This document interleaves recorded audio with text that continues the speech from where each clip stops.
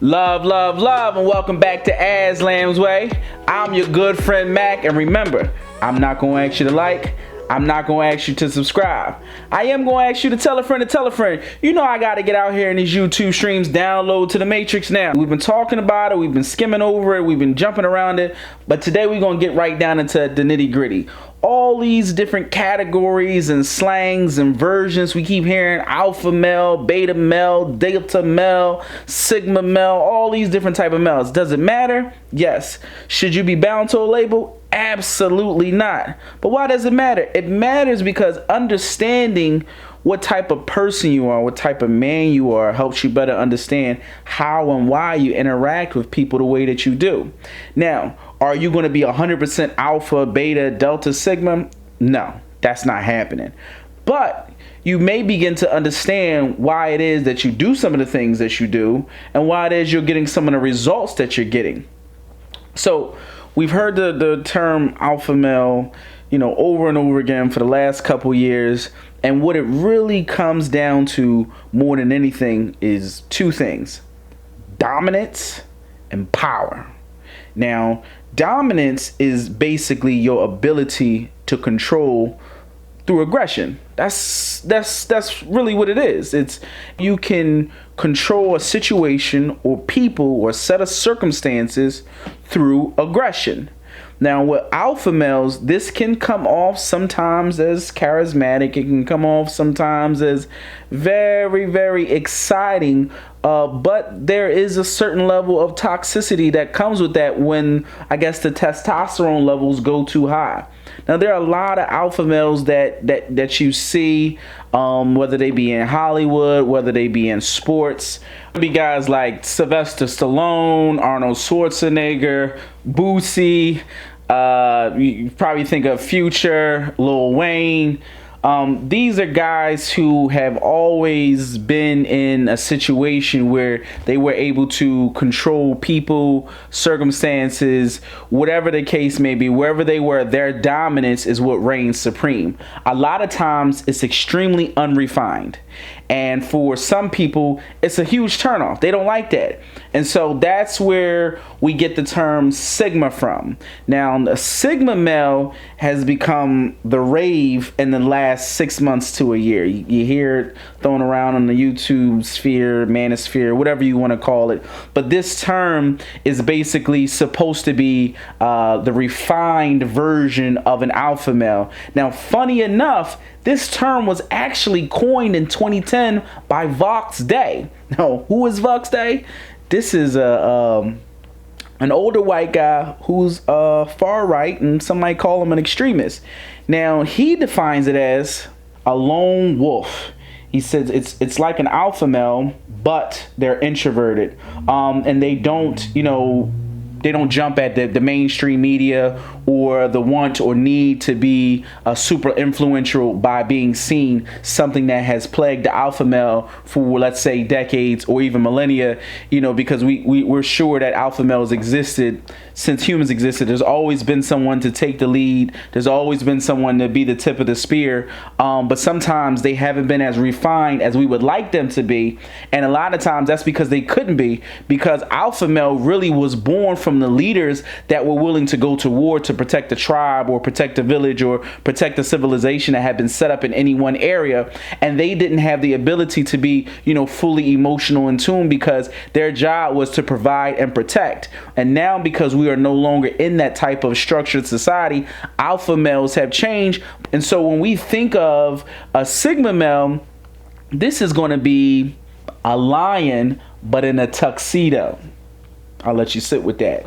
And so we're going to have the aggression, but the aggression is refined. We know when to employ it. We know when to tame it and pull it back. Something that sometimes we don't see with alpha males. Now, we have the beta males, and a lot of women will say, well, hey, that's the one that'll make the best husband. Will it? because a lot of times with the beta males, you know, they won't have the ability to stand up for even themselves.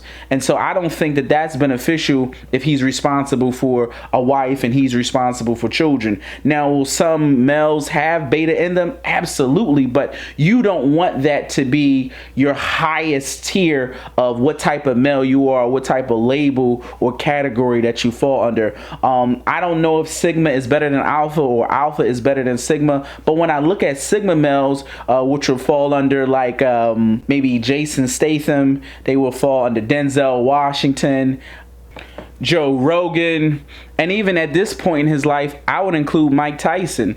Now, one of the things Mike Tyson said that when he went on the podcast with Joe Rogan was simply that, you know, he's fighting these demons every day to keep them under subject, to keep them under control. He knows when to bring the animal out. He knows when to put the animal away. And that's why he's able to conduct himself in business the way that we see him do. Whereas if we take an alpha male like Boosie or, you know, Future, or even, you know, Sylvester Stallone, or even Arnold Schwarzenegger, we see that continuously in Arnold's and in Sylvester's younger days, there were a lot of outbursts. When we look at Boosie, we look at Future, we see a lot of outbursts. This inability to control oneself is what really, really, really leads us to see, you know, how this this need to be seen and heard, and the tip of the spear and at the front of everything that's going on, can be considered extremely toxic at times. So I want you guys to really think about which one is more beneficial. I want you to ask yourself,